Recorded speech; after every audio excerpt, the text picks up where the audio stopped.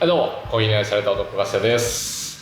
お疲れです。お疲れ様です。なんかめちゃくちゃ久しぶりじゃね？久しぶりですね。でも俺パナマ行く前から会ってないんじゃない？はい、3週間ぶりぐらい、おそらく。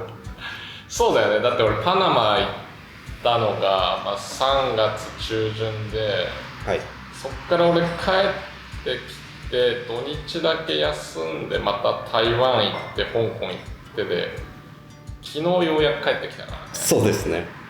昨日は会ってない。昨日は夜ちょっとだけ。あったんだっけ？はい。あ、そうか。いやー、疲れましたよ。疲れますよね。さすがに。お疲れ様でした。なんかほぼ丸々1ヶ月海外出張みたいな感じだったから疲れたね。出張中は、休みとか多分ないですよね。でもどうなんだろうね。なんか大して忙しい感じもしないけど。なんかパナマは本当になんかずっと移動してる感じ。移動。そう、なんかこの農園行ってこの農園行って、でそれぞれ農園でカッピングしたり、はい、ちょっと農園見させてもらったりとか、基本はずっと移動してる感じかな。で別に夜まで仕事するわけじゃないしね。はい、真っ暗そうですね。そう真っ暗だから何もできない。だから7時にはなんかご飯食べてた気がするけどね。とはいえ俺パナマいる間も日本と打ち合わせしたりとか。そうですよね。そういろんな人たちと打ち合わせがあって、はい、それなりに忙しかったけど、でも飛行機移動じゃ一番きついの。きつそうですよね。なんか面白いルートだったんじゃないですか今回安く済ませようと思いすぎて普通日本からパナマ行く時って、ロスとか、ヒューストンとか行ってそこからパナマじゃん。今回めっちゃ安いのを取ってしまったせいで、台湾行ったそうですよね。台湾行ってそっから行ってるから、てかさ、これマイクつけるの忘れてたよ俺ら。というわけでそのパナマ行くのよくわかんない台湾経由っていう便を取ってしまったばっかりに、体力削られましたね。ストーリーで見ました。マジきつかったな。おかげでチャドの店ちょろっとだけ寄れたからよかったけどね。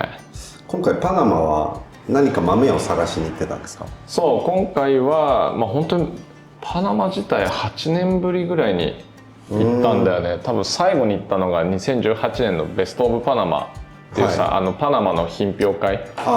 もう優勝するととんでもない額で落札されるやつ。そうですよね、毎年そう、去年ね1キロ何百万みたいな。どこで飲めるんですかね。あれを中東でね飲んだっていう人何人か見たよね。1杯10万円ぐらいそのぐらい払ってさ。すごいですね。それでもペイできてないんじゃないのって思うけどね。もうサービスみたいになっちゃうんですかね。振る舞うというか。もう大富豪な遊びだよね。そうでパナマ行っていい芸者を手に入れられたらいいなと思って、でも芸者以外も結構いいのあったけどね。リストがすごかったですもんね。農園のすごい名門農園はほとんど回って、いくつか行けずに終わっちゃったけど、でもほとんどいいところは見てきたんじゃないかな。やっぱ歓迎してくれた。よかった。いいですね。なんかいつもいろんな海外の催事で会うんだよね。そうですよね。世界大会とか行ったり、そういうところでやっぱパナマのコーヒー使われるから、生産者を見に来てて、でそこで挨拶とかしてたし仲良くはしてたんだけど、農園で会うのが珍しかったからね。だから本当によかった。また来年も行きたいなって思うけどね。でもなんかいい豆を買い付けに行くっていうのもそうだけど、なんか何してんだろうっていう最近、どういう考え方でどういうプロセスをやってんのかなっていうのが、やっぱ一番見たかったからそういう意味ではすごくいい経験になった。であとは生産地自体もめちゃくちゃ久しぶりだったの。多分最後に行ったのが22年とかそのぐらいのエクアドルとかその辺だと思うんだよね。ボリビアエクアドル行ったあたりが最後だったの、だから久しぶりに行って思ったのは、なんか本当ありがてえなって本当にいやマジですごいよやっぱり。なんかさ、スペシャルティーコーヒーは品質を高めるために全部手で摘んでますみたいなよく言うじゃん。いや手で摘んでますって言うけど、超大変だからね。でそもそも結構斜面に植わってたりする。でちょっとねこれ動画に出るかはまだ分かんないけど、めっちゃ動画撮ってきたのパナマの。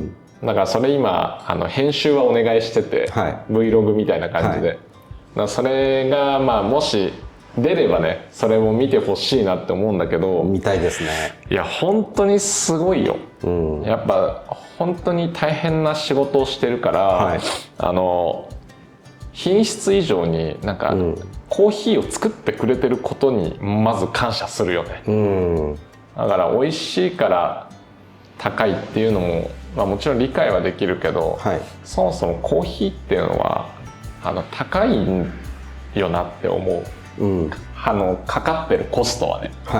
ただ実際それがやってくれてる人たちにそのまま届いてるかって言ったらそうではない現実もありそうな気はするから、でもそれで言うとねまたちょっとこれ面白い話を聞いてきたんだけど、コーヒーってさ、俺も含めてなんか搾取してる人、搾取されてる人がいる構造っぽく見えるじゃん。見えますね。で俺はなんかそうなってたら嫌だなって思う、でだからなんか俺にできることがあったらやりたいんですけどみたいな話を聞いたんだけど、結構みんな幸福らしい。そうなんですね。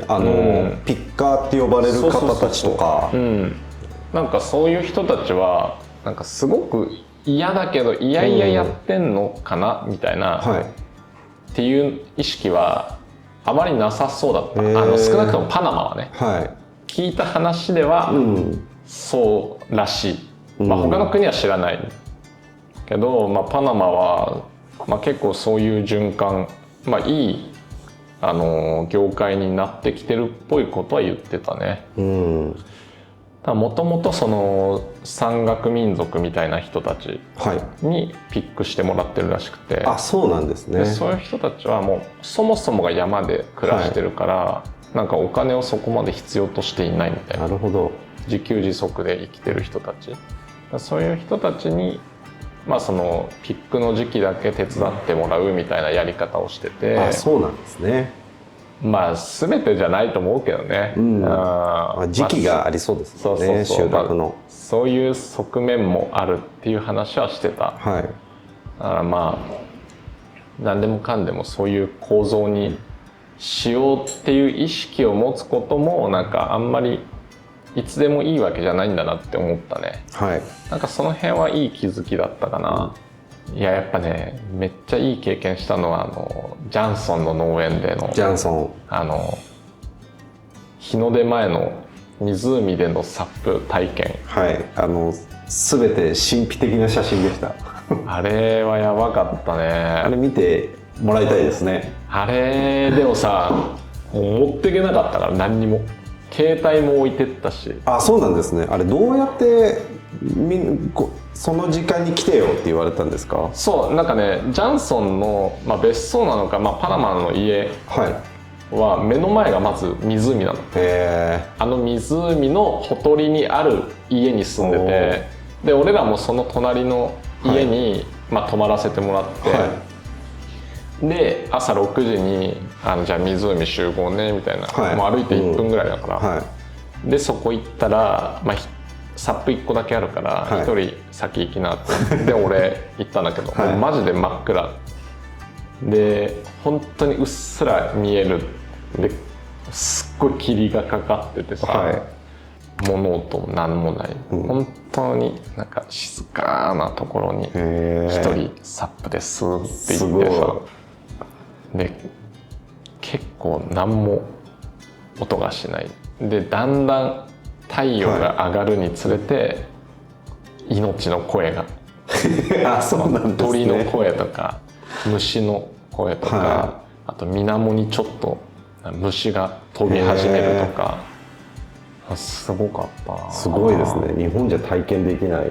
あんまりなさそうだけどね、でも本当にいい経験した。あれはなんかその時に思ったのが、まず自然っていうのは怖いんだなっていう、はい、のはすごく思った。彼らにとってなんか俺らの命は別に上でもなく下でもないっていうのをすごい感じたね、だからもう虫の命と俺の命はもう対等なんだってすごく思った、であとその時間ってすごく大事なんだなって思ったし、はい、なんかその時間って命だから、その時間をゆっくりするっていう時間、もう忙しくする時間っていうのもなんか等しく命を使ってるんだなっていう、なんかすごく感じて、はい、時間の大事さをなんか痛感した、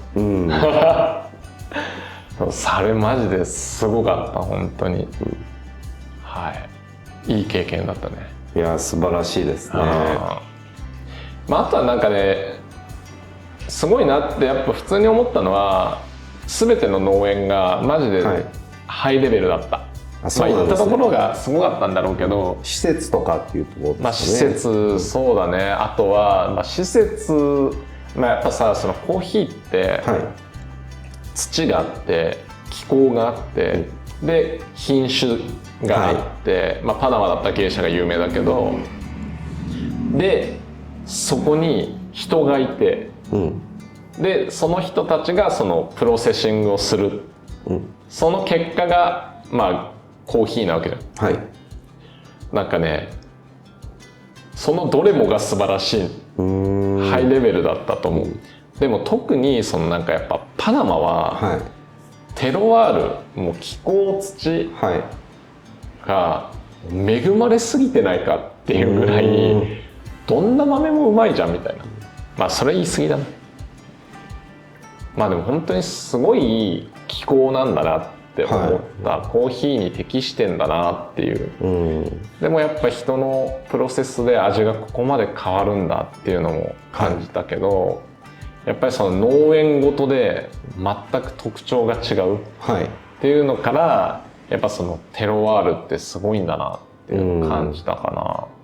プロセッシングもみんなすごいとは思った、で設備もやっぱすごい、なんかコールドファーメンテーションとかさ、ちゃんと、冷暖房、暖房使うことないけど、冷房がしっかり効いてて、温度を何度にキープするとか、湿度を何%にするとか、そういうのが徹底的に管理されてる部屋がやっぱあったり、選別する機械がたくさんあって、未熟なものが混ざらないように徹底してるとか、なんかその辺の処理のクオリティはすごいお金をかけてるところがやっぱり美味しかったね、でもそういうのをやってなくてもめちゃくちゃうまいところっていうのがやっぱあって、それはやっぱりそのテロワールの力を感じざるを得ないよね。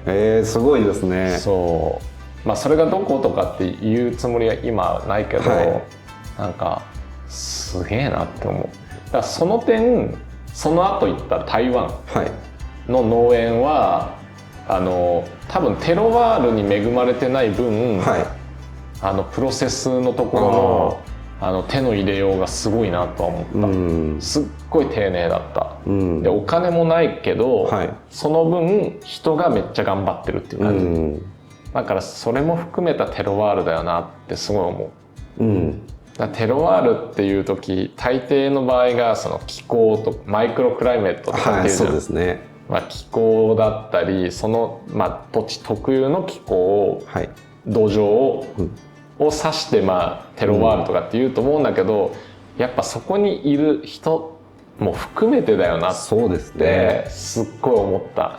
農園に行くとそれを感じられるんですね。だからその台湾はその今回行った理由は、友達プロセスを台湾で作ってもらったんですよ、でそのズゾウ園っていう農園があって、もう25年ぐらいやってる、台湾で。もうパイオニアらしい。長いですね。そう、もう22歳ぐらいから始めたって、一人で。で周りからなんで紅茶ってなんでお茶やんないのみたいな。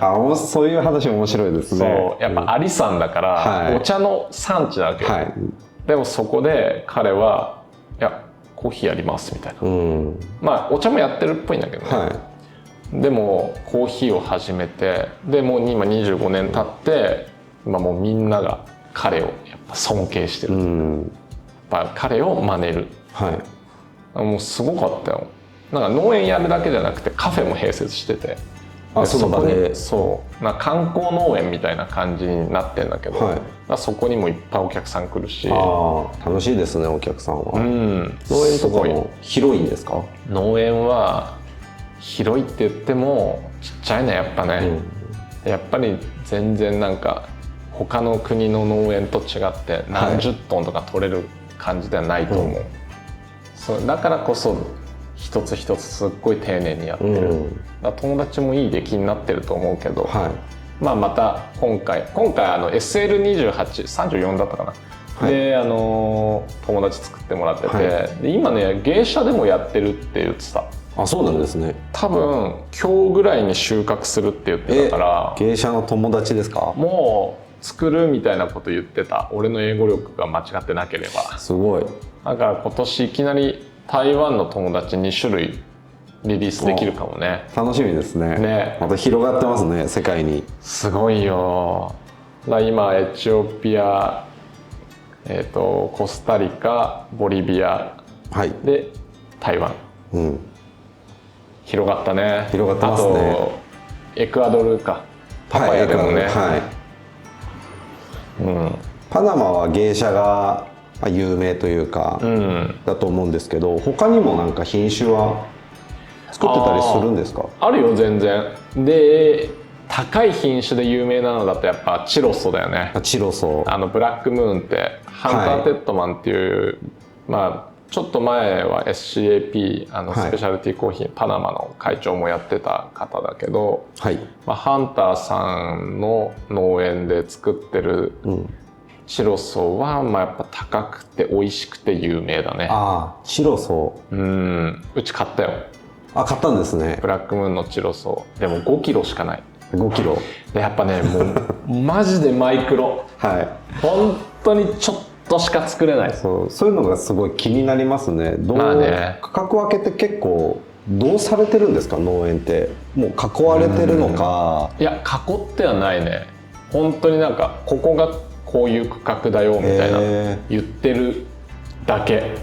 そうなんですね。だからなんか山道こうやって登ってるじゃん、そうするとここはどこどこだよってまあ指したんだけど、で気づいたら違う区画になってて、何をもって判断してんだろう。彼らは分かるんだろうね。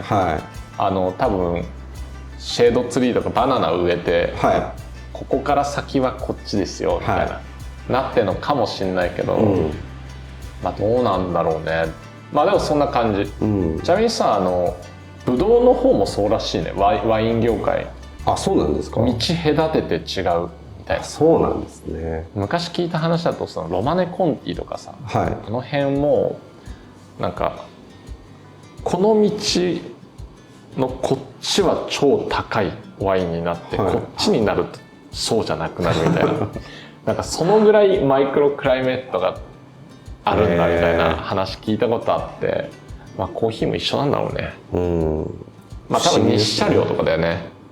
土以外にさ、朝より光を浴びるのか、昼過ぎ浴びるのかとかでも、コーヒーの生育に影響が出るっぽいこと言ってるし、だからそのどっち向きなのかがすごい大事なんだよね。太陽がここにあるとして、こういう向きの斜面なのか、こういう向きの斜面なのかでさ、太陽がこう動くとしたら全然違うじゃんね。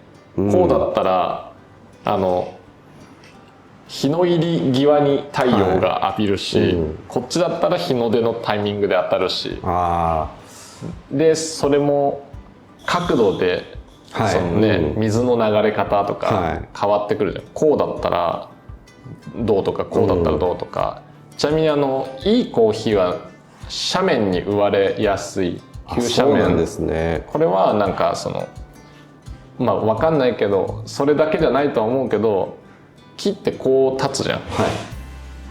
でこうだとこういう植われ方するから、光が均等に当たんないんだよね。なるほど。手前にあるところにばっかり当たっちゃって、こっちの方とか根元の方に当たらない。でも急斜面にあれば根元までしっかり光が当たるから、なるべく急斜面に植えてるみたいな。でその急斜面でじゃあ誰かがピックをしてくれてるわけですよ。すごいんだよね、本当にコーヒーって頑張ってるというか。だからまあ価格が上がってっちゃって辛いのは俺らも一緒だけど、まあ彼らはそれなりの対価をまあ払ってくれてるっていうことですよね。まあでその品種に戻るとチロソ、まああとカトゥーラとかもすごいいっぱい植わってた。カトゥアイとかかな、カトゥアイだったかな、今回はね出てこなかった。あんまり。あ、そうなんですね。俺らのテーブルにあんまり出してくれなかったね。まだだったのかもしれない。もしくはいやなんかワールドチャンピオンだからみたいな可能性はある。目的に合わせた品種を並べてくれたっていう。まあ今回はその大会に使えるようなやつっていうのも探してるっていうのは言ってあったから、まあすごいコーヒーいっぱいありましたよ本当に。でやっぱりね、俺らには出してくれるやつとか、俺らには出してくれないやつっていうのはもちろんあるんですよ。そうですよね。だからその辺がやっぱ信頼関係、人と人とのビジネスだなって思う、そういういい意味で、だからまあやっぱりちゃんとなるべく顔を出すって大事だなって思う。あと顔出すだけじゃなくて毎年買うっていうのも結構大事。なんか今年は美味しかったから買うとかじゃなくて、やっぱりなんか継続して買う、少量でも、なんかそういうのが大事だなって思うね。まあだから本当にパナマもパナマでその最先端の本当に最高級のコーヒー農園を見てきて、で台湾で、まあ、新興国というか、の頑張りも見て、なんかすごいいい経験だったね。まあ本当に、まあ、パナマと台湾の動画が出ることを期待して、両方とも楽しみですね。そうだね。台湾の農園行った後ですね、まあ一回日本に帰って来たんですかね。で4時間ぐらいね。なんか乗り継ぎが日本みたいになっちゃってますけど。台湾農園行って日本帰ってきたのがまあ8時か9時ぐらいなんだけど、夜の。そっから一回その台湾からの荷物をここに持ってきてそんでちょうどなんかその長崎さんが大会の練習してたから、それちょっと1時間2時間付き合って、また羽田に戻って、深夜便で香港行ってきました。香港ですね。香港は毎年4日間の催事とアウトドアの、その後2日間香港のチャンピオントレーニングしてきたんだけど、いやー疲れたって言いたいとこだけど、なんか知んないけど全く疲れなかったんだよね。言ってましたね。なんかね、今もう分かんない、ずっとアドレナリンが出過ぎてるのか疲れをみじんも感じない体になっちゃっててちょっと怖いですね。ちょっと怖い、危ないよねこれね。僕たちも心配はしてるのでマジでさ、だって香港の催事なんて毎日数百杯コーヒー入れてんの。いやすごいですよね。そう、もうひたすらだよ。マジでノンストップだけど、何にも。4日目が一番疲れなかった。ヒロコーヒーは求めて来る人やっぱ多いんですかね。多いよ、走ってくるもんだって。オープンするとまずうちにブワーって並びに来るみたいな、ディズニーみたいな感じですね。でもうちはね、もう本当に超効率的なオペレーション組んで、すごい流してったね。もう毎日すごい数の方々にコーヒーを入れましたよ。だから天候最悪だったんですか。本当に初日と4日目だけかなマシだったの、もう 2,3 日目が台風みたいな、すごかったですよね。雷だったね、もう豪雨だった、靴下捨てたもんな。びしゃびしゃでしたね、地面。びしゃびしゃ、すごかった。まあ俺らギリ屋内だったから、半屋内みたいな、ギリいいけどお客さんとか大変だよね、でも慣れてるって言ってたな。